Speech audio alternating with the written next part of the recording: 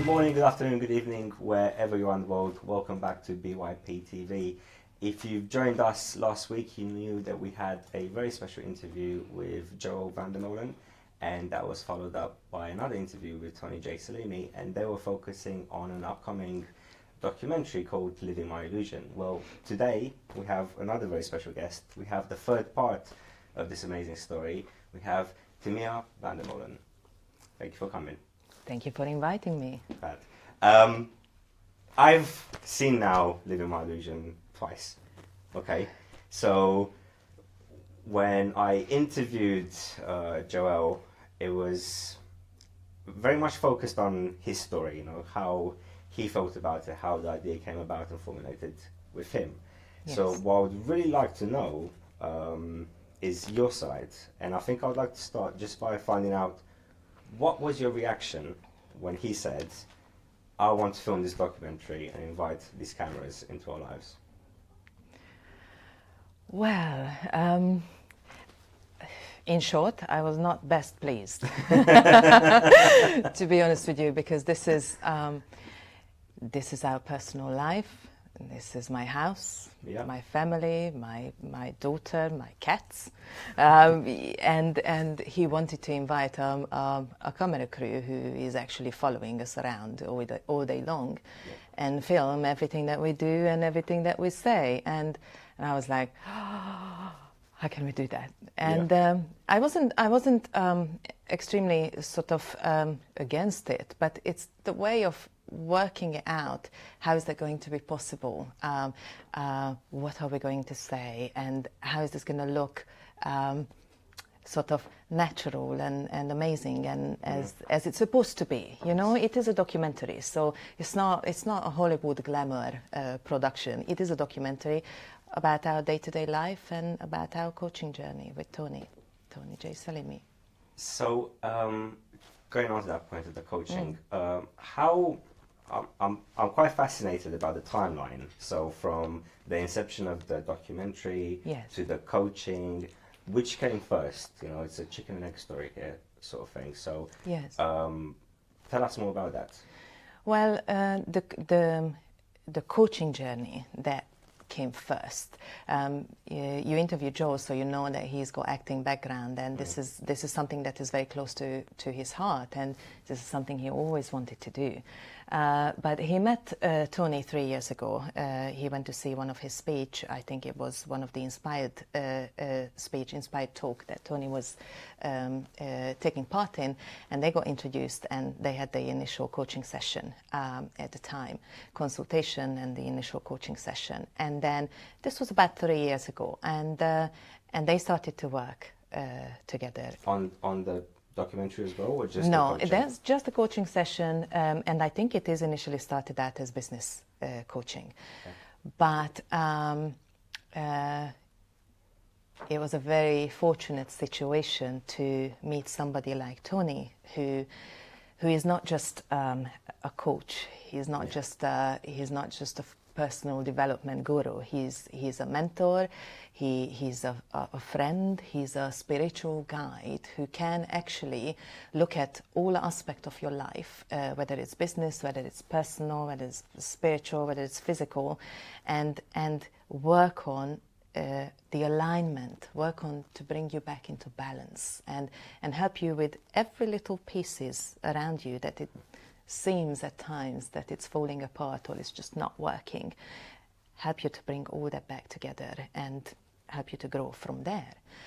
So it's a very fortunate meeting, yes, I would say, that they met together. They started to work, and because of Joe, because of the coaching session, because the nature of the coaching session and how deep those conversations were, okay, yeah, from there the idea has developed that, oh, this must be filmed. And I think a couple of times actually Joel, for his own learning, he took in a camera and filmed and wanted to record what he said and how he said it, to go back and learn from it.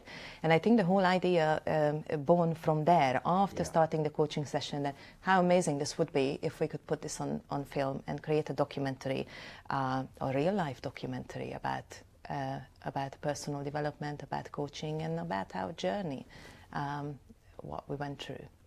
you know, it's a very the subject matter is, you know, is very sensitive. It's very personal to both of you. Yes. You know, it can't be very easy to have that put on camera. Did you have an idea of what was going on with Joel previously? At the time, if I want to be perfectly honest, not really. And the reason behind that is because we were getting on with our lives. You know, we were working, you've got your daily task, we've got the business to run, we've got a little daughter. So there's a lot happening in the house, and he was doing his part, I was doing my part, and making sure that everything is running smoothly, keeping the business together, working on the business, building the business. And you don't necessarily go down to the nitty-gritty and go under the surface and see what's happening and what's wrong. Once he started to work with Tony and started to reflect back onto himself, that's when the questions started to come up, and he started to think about that. Okay, so this is not right, and things are there for us to improve and work on. So, how did you take it all? How fast did it sort of develop? You know, was it just completely sprung up on you, or? So it's not necessarily that the situation sprung up on me, and it was a shocking surprise. There are elements of that as well, but what Joe has done after he started his coaching session, he knew that he finds someone amazing, brilliant, and he wanted me to be a part of that as well. He wanted me to be a student of Tony as well, to learn from him, to develop myself, to learn a lot more about my own self, and take on that coaching journey myself as well. So 3 months down the line, after Joe started with Tony, he arranged a meeting for Tony to come up to our house. This was the first time I met him. Actually, this is our meeting point, and it is a big turning point in my life. At that point, I must say I was fairly apprehensive to meet someone who is, you know, wowed my husband at that time, and he came back and he was like raving about him, that how amazing he is, and the things he said and the way he say things, and he makes you Tony is like a mirror that reflects back on you. So he, with his questions, he helps you understand things that you might not be able to do so on your own. There are some honest questions that at some point in your life you're going to have to ask yourself, and it is a lot easier to do that with someone who is an expert in this, who is an expert in human behavior, who is very spiritual as well, and he has created that space for us to work freely and being able to talk about things about everything basically that we haven't even discussed amongst ourselves. Communication is a key issue, and although I believe a lot of couples, a lot of marriages, or relationships for that matter, a little bit run in that way that you do get on with life and you do things and daily tasks and you move along, but you're not necessarily communicating to the other person your deepest fears or your deepest feelings for that matter, or if you have changed, or there are certain things that have changed in your life. And because whether you call it could be social conditioning, it could be expectations, societal expectations, because to be honest with you, anybody who would look into our house through the window would say, my goodness me, this is a perfect family, that's it. But do you know what? No one sees what's happening behind closed doors, what's happening on a daily basis. No one sees that we're working through the night, time to time, running our own business. It's becoming a passion. It has been a passion, but it's also really, really hard work.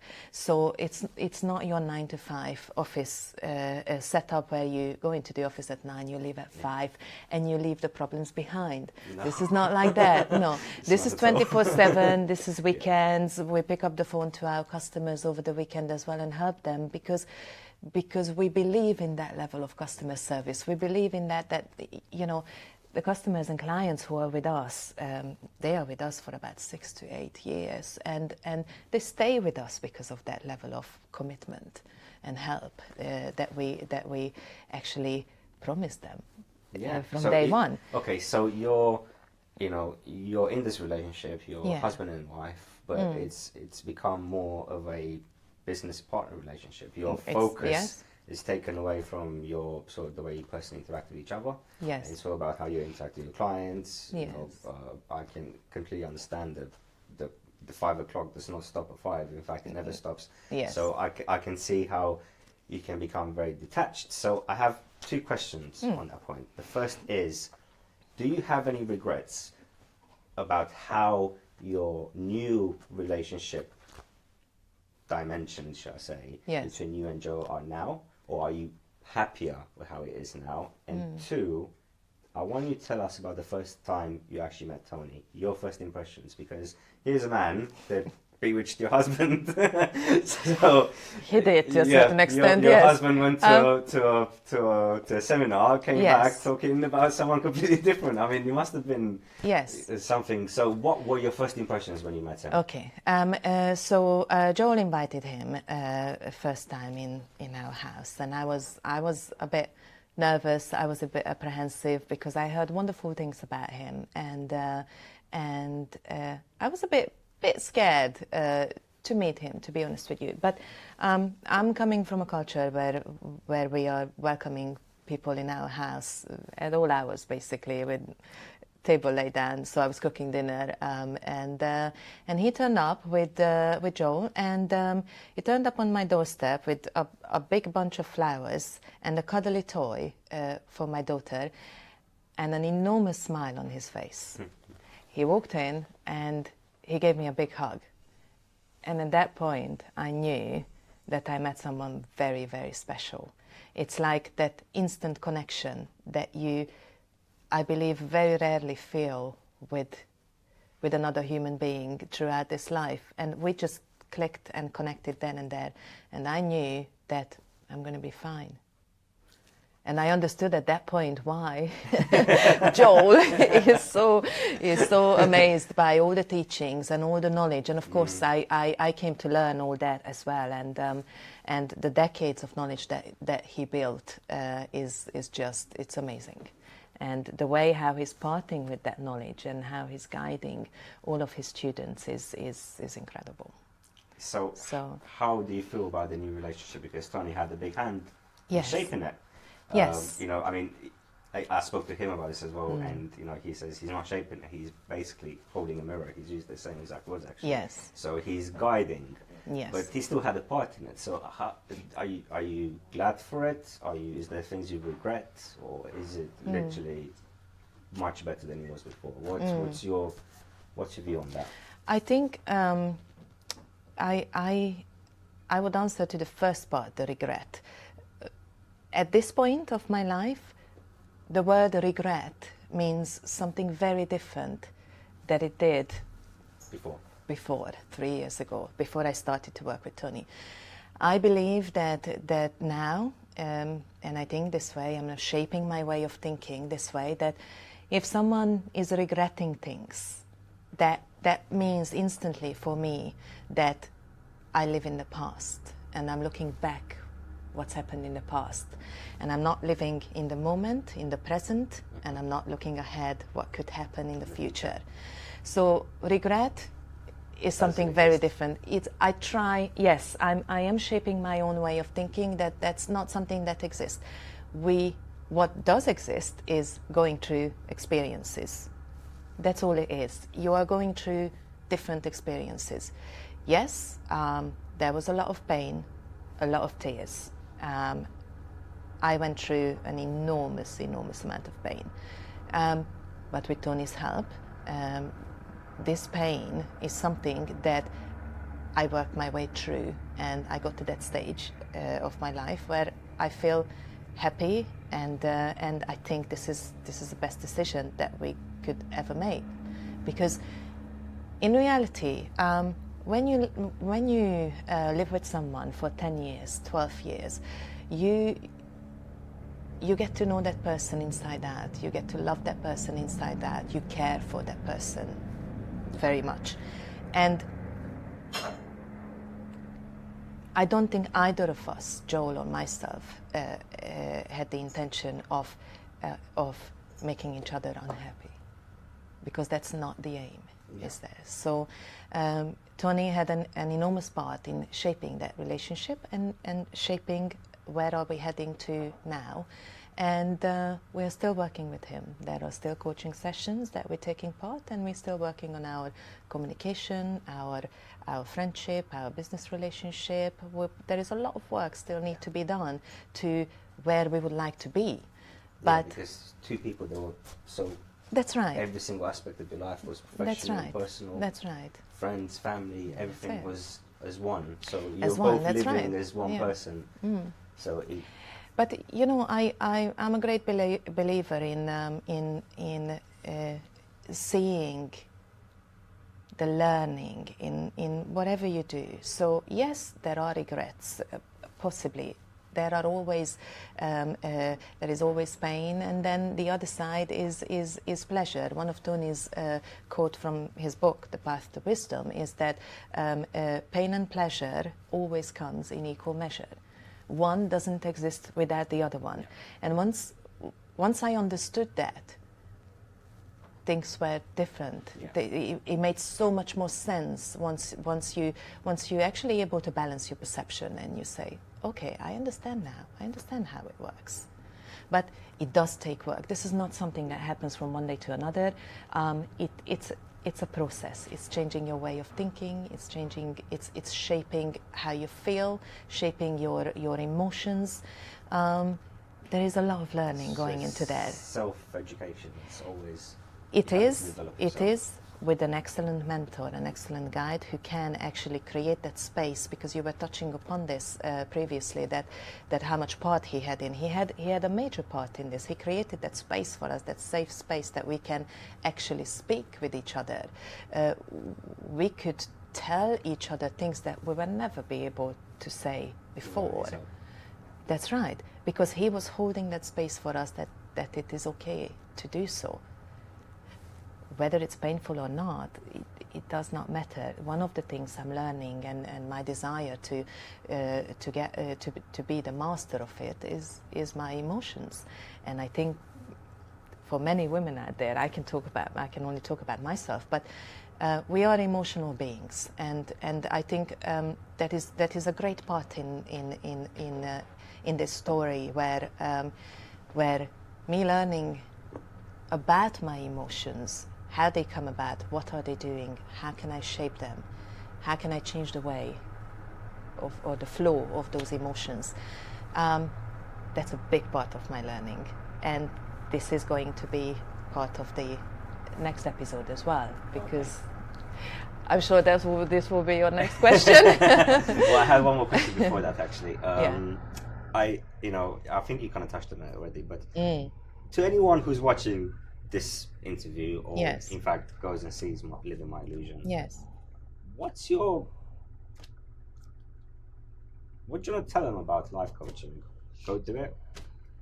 If they want to, this is your time now to tell them my view on life your coaching. Real opinion on life coaching. Okay.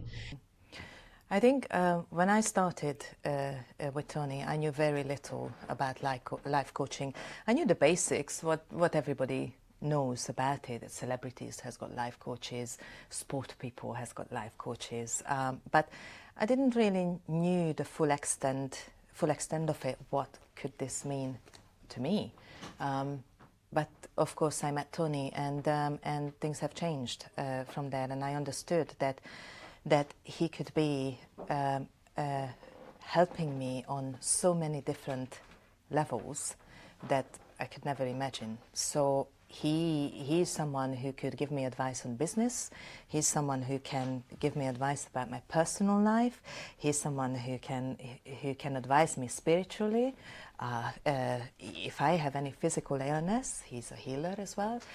So I can turn to him on so many different levels that is just, I don't think that you can get that from anybody else. And as I mentioned previously, we are very fortunate to have actually met someone like him, who can part from that complex knowledge that he built over the decade. So we are very fortunate to be of his students. Something else I was just thinking. Yeah. You know, your friends and family have known you and Joel as you and Joel for so long. Yes. What's their reaction been to this? Well, as And have any of them seen Living My Illusion? they haven't Okay. yet. My mum speaks very limited English, so Okay. that is one of the reasons why they haven't. They've seen the trailer, they knew what we're doing, and that we're creating a documentary out of our life coaching, and whatever happened throughout that life coaching. But of course, family are really, really close to you, and your mom, your dad, everybody around you, the only thing they want for you is to be happy. So I think eventually, whatever information you have that you need to part with, your mom and dad is always going to be your mom and dad, and they will always want you to be the happiest as you can, whatever that decision is. And I think they were very supportive from that point of view, to be there. You can't really do much, can you? As a parent, you can just be there, you can listen, and you can lend a hand when it's needed, and that's what they've done. You've already mentioned that there's a part 2. So Yes. I know details are quite secret at the moment, but is there anything Yes. you can tell us about what we can expect in part 2? Well, as you described earlier, part 1 is Joe's side of the story, how a man is actually going through a midlife crisis and how he sees that, and how Tony, as his mentor, helping him through that difficult time. Now, the follow-up to this would be my side of the story, which will be told from a woman's perspective, a woman's point of view, with, I believe, with different emotions. There is a different flow, there is a different energy. And I think what I would like to show in that is that speak truthfully about what is it I've been through while he's been through a midlife crisis, So because they'll I overlap. believe, yes, because Okay. I believe when someone goes through a midlife crisis and you are in a marriage, the other person Is goes also going, through yeah. that exactly the same way, and failing to recognize that, I think that's a mistake, and it's foolish not to. So I've been through my part, and this is what the next episode is going to detail. Just as with LMI, our aim is to create this as a tool for everybody out there, millions of people who are actually suffering in silence, because that's what we do. Whether you are a man, whether you are a woman, it doesn't matter. There are lots of people out there who are suffering in silence, and our aim is to film this, to put it out there and say, look, this is what we've done. Have a look, take it away, use it as a tool. Maybe it reflects back on your life a little bit. Maybe it gives you pointers and ideas of how could you move forward with your life, and what is it you could or should do in order to be in that space where you're happiest. Because I think all of us has only one shot in this life experience, and it does matter how you go through life. And the sooner you implement changes in order to achieve your aim, is the better. So I'm really looking forward to that. I'm actually really looking forward to it as well, because having seen the first one, and yes. You know, it resonated with me on many different points. I saw, you know, a lot of the challenges that Joe was going through, that you know you both went through. It's, you know, you can see that reflected in a lot of people's lives. I think a lot of people are going to be able to reflect to that and say, actually, this is something that I felt. Yes. You know, so it would be truly amazing to see it from your point of view next, and especially as it's now kind of filling in the gaps.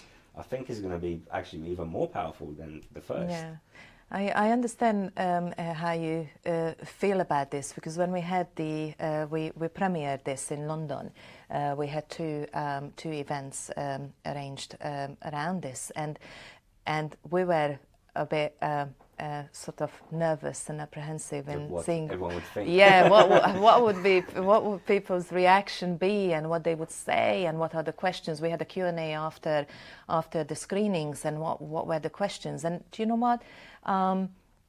People were so supportive and well, inquisitive as well, of course, but in general very, very supported, and we got that really warm sort of feedback in order. So people said that it's really courageous that what we do, because as you mentioned at the very beginning, this is one of the scariest things that I've ever done, to let a film crew in my house and just let them film whatever they wanted to film. You know, you are actually opening yourself up completely. No, you know, hidden. Nothing to hide behind. Nothing to hide behind. There is, you know, the cameras are there. We've got lots of footages so far that we can actually. There are lots of footages that we can use already in the next episode, and we are in the process of shooting more to create that magical second part. That everybody is waiting for. I'm sold. You're sold. Amazing interview. Thank you very much for coming along. Oh, thank you very much for inviting me. Again, it's amazing work that you guys have done. I'm really looking forward to the full release. If you can catch it, I really recommend that you do. It's a really eye-opening experience. Timea Van der Molen, thank you for joining us. Thank you very much for inviting me. Thank you. Millions of people around the world are suffering in silence. Nearly every decision that people make is based on what other people will think of them.